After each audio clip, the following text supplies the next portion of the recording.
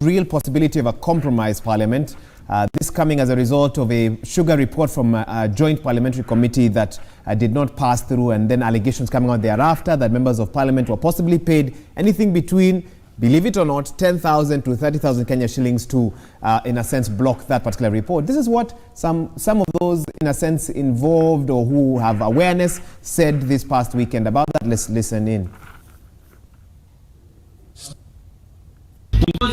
Kwa ajili ya mwanzo huu na acha na mwisho mwema, na lolote ambalo tutalifanya Yesu ukainuliwe.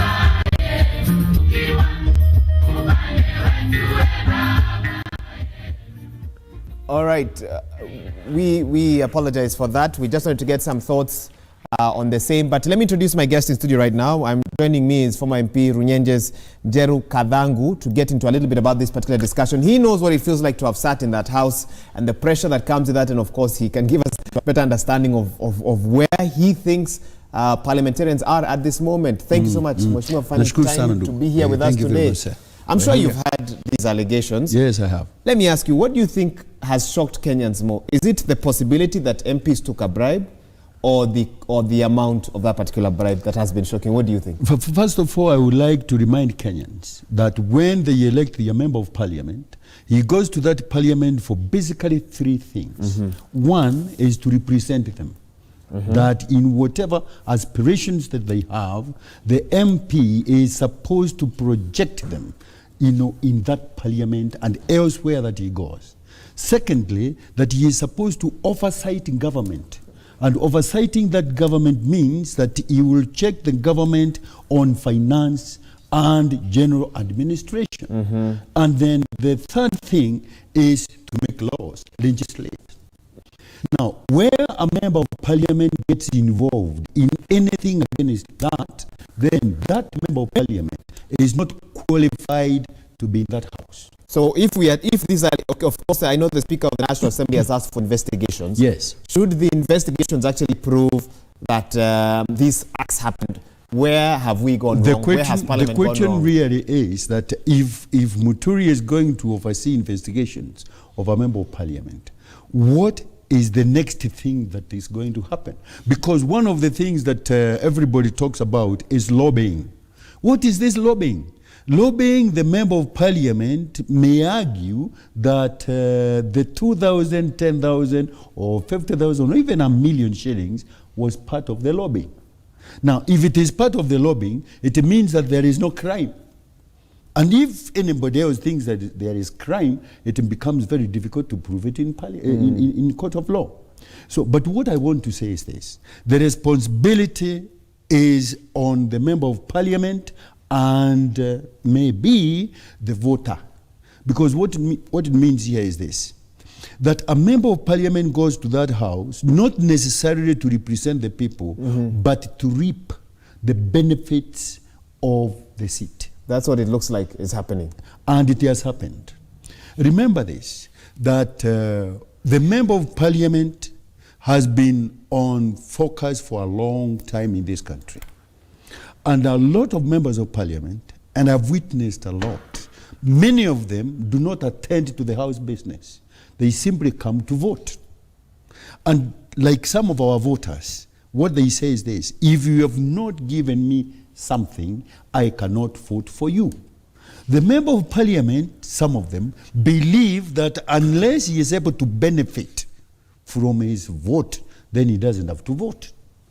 Right? So would that then justify a member of parliament taking 10,000 shillings? Even less. If those allegations are proven? Even less. Even less. Some of them are overburdened by mortgages and other loans, SACCOs and so forth. And every weekend the money is supposed to go to his constituency, and therefore he wonders what to go with on that weekend. Okay, you make the member of parliament sound like they're helpless. I know that's not what you're trying to say. Hang on. Let's listen to what a few of them had to say, especially in regards to these sort of emerging allegations. Let's listen in. Hata mmoja ambaye alikubali kusoma hiyo ripoti, hata wakati mimi nilikuwa naisoma hawakuwa wanasikiza, kwa sababu walikuwa na nia moja tu ya kuangusha ripoti hiyo. Sidhani mbunge ni mtu ambaye kwa 10,000 ama 20 anaweza kubadilisha mawazo. Kwa hivyo kama kuna mtu pengine alitembea na bahasha na akakutana na watu wakaichukua wakisema ala, kama unapeana ni sawa, lakini mimi sidhani msimamo ambao wabunge walichukua ni kwa sababu ya pesa ile ambayo walipewa. We can continue that probe, and we want to assure the country that the Senate as an institution, we are going to go after anyone who did anything wrong concerning the importation of the sugar. Honorable Kathangu, I want to make sure you're not misquoted. Is it a case of, on one hand, and as many Kenyans feel, greedy MPs? Or is it a case of a system that works against members of parliament that they have no choice but to look for money elsewhere? We have greedy MPs. Greedy MPs. Remember, there is history. Sometimes back, members of parliament would queue in State House to be given money for weekend. This thing has not changed.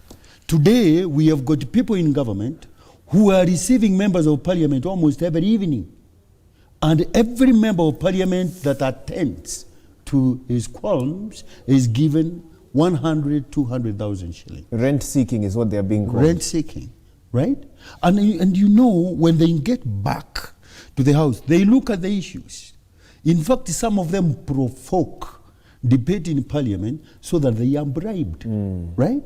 And so what this means is simply this, that we have got a funny parliament today. First, you have got 300 about 349. Yeah. How many people do you need for debate in parliament? 50. Those 50 members of parliament maybe are the serious ones. All the rest are there for rent and money making. It surprises me, sir. When we are talking about members of parliament, I have witnessed one time, you know, and Ore Kaparo was on the seat. The speaker then. The speaker then. And one character came bribing members of parliament to go and vote on what we call the list of shame, right? And he was giving 2,000. Just 2,000. When was that? What year? Sometimes 2001 or 2002. Okay. And fellows were queuing for 2,000. Queuing, right? Queuing shamelessly. And I took some of the 2,000 and I raised my voice to the speaker. I believe it is in the Hansard. In the Hansard. To say, Bwana Speaker, we cannot allow this, right? That this character is receiving 2,000 from this fellow, you know. And it looked funny, but that is the truth. And they may come here to tell us that they were not bribed. They may come here to tell us there was reason to reject the report, bill, you know. But the issue is very simple. We've seen a section of the press yesterday alleging that cabinet secretaries find themselves being blackmailed, that there are MPs who queue sort of at their doors and tell them, listen, if you don't pay us this much, shall do this. You know, this shall happen. Were you hearing stories like those in your days? You have seen this, that members of parliament have tried to blackmail even the cabinet minister or the cabinet, the treasury, for them to be able to get more salary, for them to be able to get more allowances. They blackmail the finance minister. And they go tease him that if you don't do A, B, and C, we are going to rock the boat, right? And it is common in that parliament. We have got a few characters in that house. I can mention them, but I think it is important not to keep names out. And they know I know them, right? And their business is to move from office to office of power, looking for what is wrong here that they can benefit from, right? And they get to the house and frame questions and frame debates and motions about what must be done about that ministry. And the minister calls them and says, look, friends. Slow down. No, slow down on this. Now, wanauliza, utafanya nini? My goodness. Right? So where does this leave, and I'm sorry for interrupting you, the Kenyan watching this program today. Yes. They elected that member of parliament as their voice. Go and support me, you know, go and speak for the people out there. Yes. What do they do now? First, we must, as Kenyans, appreciate that many of the members of parliament paid for their way in. Paid. They bribed the voters, they were voted in. They want to recover the money they used, and therefore they have to follow whatever way. Kenyans have to appreciate the other fact that you will continue to lose on the debate about your aspirations so long as you elect the wrong person because he paid you to elect him. And number 3 is that our lives are in danger because members of parliament sometimes will not care whether they are terrorists or not, whether there is poisoned sugar or poisoned meat, whether you are on samosa miao or samosa punda, that they will not care, right? But they must be reminded every time that the internal security of a nation includes health of every individual, includes security, and that one also involves food security, and then the security from outside aggression. That is what you may call the security of a country. And it's in the hands of parliament. And it is in the hands of parliament. And this is a parliament that very real allegations have been made against. That's Yesterday, right. in a TV interview on another station, Kenya party leader Martha Karua said that specifically for the sugar probe, she has no confidence in parliament to now handle that particular matter. It needs to go outside parliament. Are you of the same? Now, outside parliament means that the executive has to take over this debate. You can't trust parliamentarians. I cannot trust parliament, because Muturi, as good as he may be, whether or not, he cannot be able to control debate. He is not able to move it. It is the member of parliament that's supposed to move the speaker about any debate in that house. And the resolution in the nays and the ayes, depend really on who is more convinced than the other. The executive has started something in this country that I think he must never lose sight of. What is that? Is fight against graft.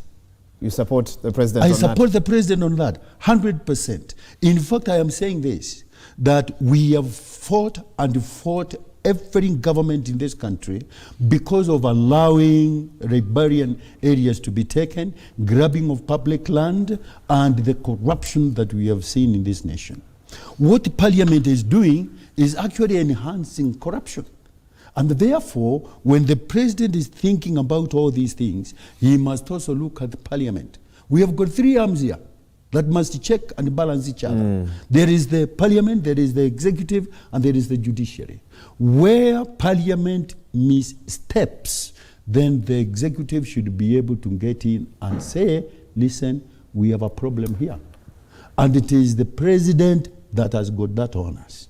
And so, while the Kenyans were going not to trust the parliament, today they have got confidence in what the president is doing. Let him take charge. Let him take charge. That's your recommendation. That's my recommendation. Let me ask you a question. You said that we have a group of parliamentarians, possibly a majority, who paid their way to get to where they are now.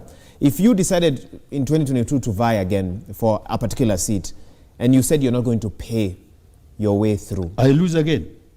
That's what you believe.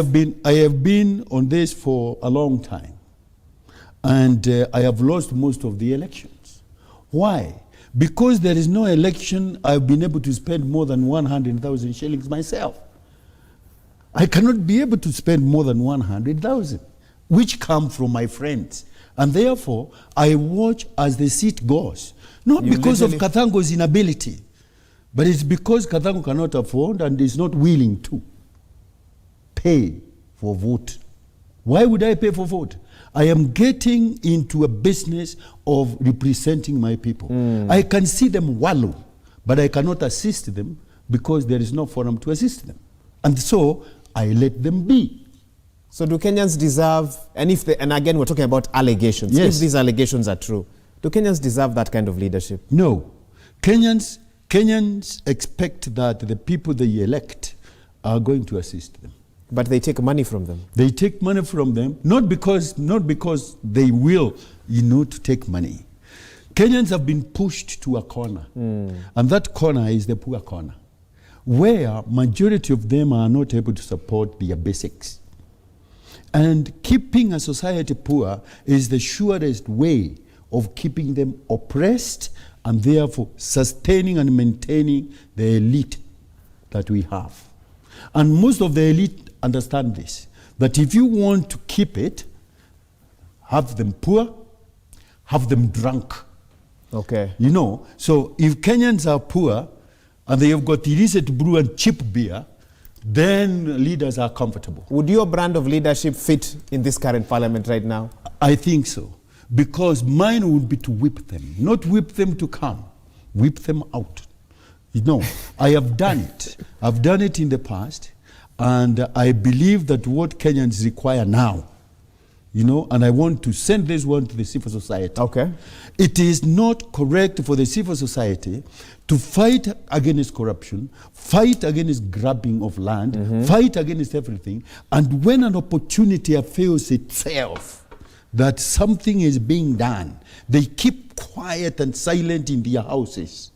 You know? They come out to demonstrate, call MPs and pigs because they are doing stupid things. And when time has come, when the president is doing A, B, and C, we actually expect that every sector of this society would be, on the street saying, push, push, push more, right? But they are not doing that. Now, when they are not doing this, then the president comes and says, I have lost a lot of my friends because of this punch. What is he telling you? He is telling you that he actually needs to be supported He needs new supporters publicly. You know. For him to achieve this. Yeah, for him to be able to achieve. You've said you know, but you won't name them here, and they're not here to respond. You know those who have been known to rent seek. Yes. Are there those who you say you know right now in the current parliament who you have hope in? Very few. Very few. Very few. And the reason why they are very few in my life is because majority of them I don't know them. Okay. Many of them are new characters. You know, so of those I know, I would be able to pick at least 5 of them and say, these are good men and women.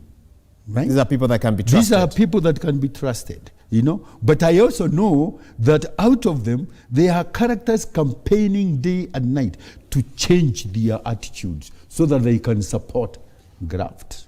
If you had a moment to speak with the Speaker of the National Assembly, Justin Muturi, Majority Leader Eden Duale, Minority Leader John Badi today, yes, they're probably watching, what would you tell them? I would tell them this. Where they have been beaten because they appear like they are defeated, there is a way out. Talk to the president on man-to-man and the Chief Justice. Because that is the responsibility of the Member of Parliament, no, not Member of Parliament, but the Speaker. Where things appear to be mucky, you talk to the president and talk to the Chief Justice because the 3 arms should be involved. Working together. Right? Let's play scenarios here. 349 MPs. Let's say for discussion's sake, 50 MPs took the 10,000 to 30,000. Again, these are all allegations and I need to keep making this very clear. Yes. Can you take all of them to court? Can you, what do you do with a group as large as the one, you know, Didymus, amongst other, you know, members of parliament have been talking about, you know, took money? What can you do with such a group? It will be like this. I mean, you don't take the whole parliament to court, but you take samples.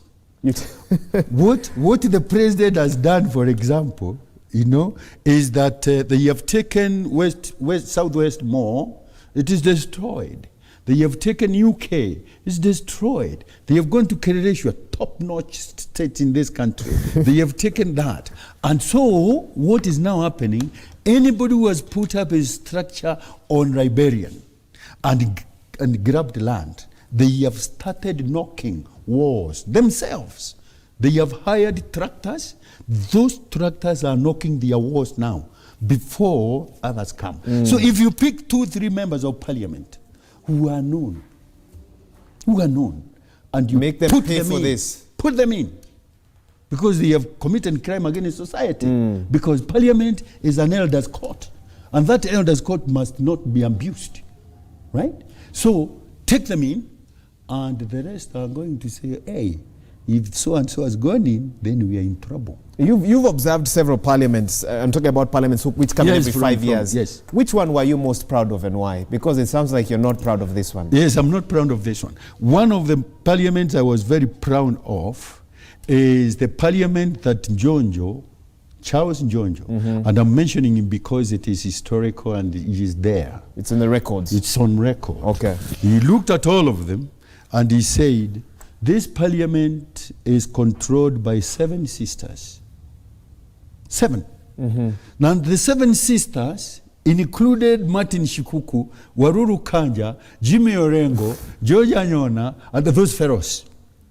Right? And that parliament won because KANU was de facto. You could not form another political party then.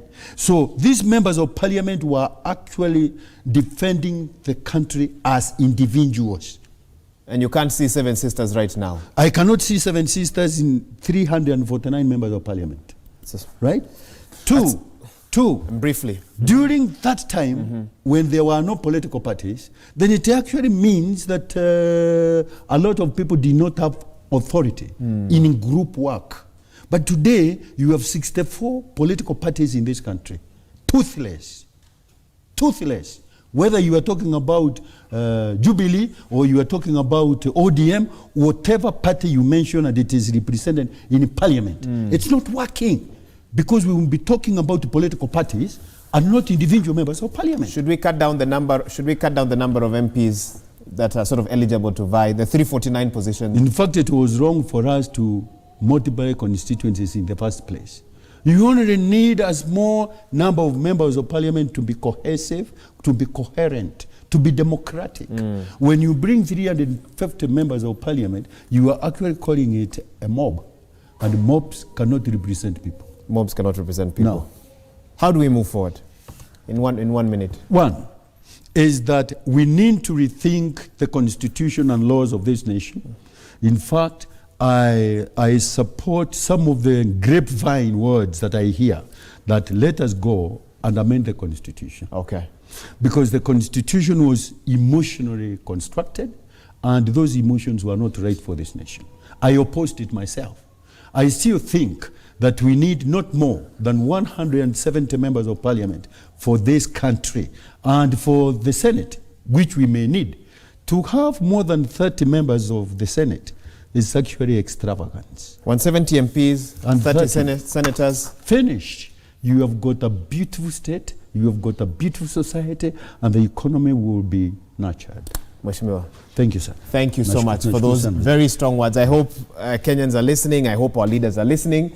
Even as we find ourselves in a very embarrassing situation as a nation, if those allegations are proven to be true, then my oh my, yes. That will be something else. Let me now hand you over to Fred Indimuli, who's ready to give us some further updates.